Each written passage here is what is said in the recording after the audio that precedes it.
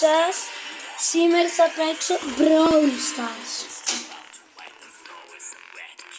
Όπως είδατε από τον τίτλο, θα προσπαθήσω να παίξω πολύ.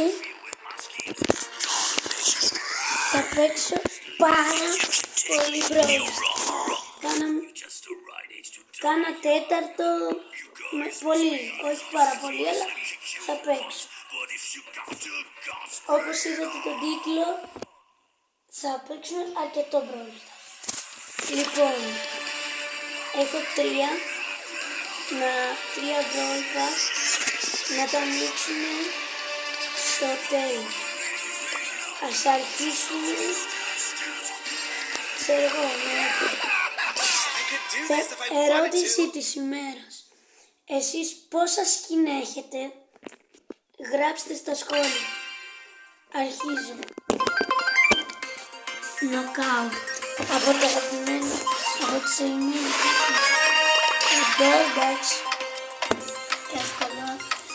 Εγώ δεν έχω πάρα πολλά, αλλά εσείς έχετε γράψει στα σχόλια. Θέλω να μάθω και μετά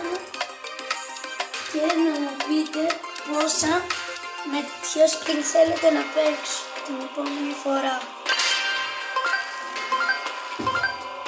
Θέλετε, ξέρω εγώ, με Edgar, με Frank, με ποιον? Ναι, το Frank δεν τον έχω. Θέλω Edgar. Εντάξει, φύγω. Οκ.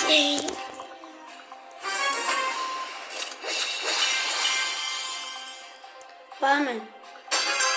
I could do this if I wanted to. Hey, wait for me. Δεν μας ακούς κανείς. Το John.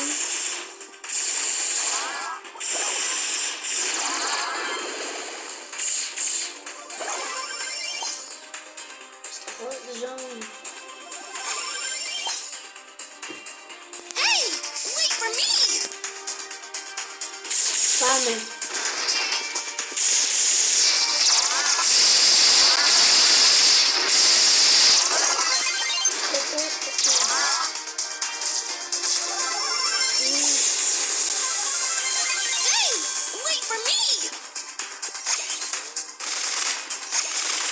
Δεν μπορώ να βρω και το John.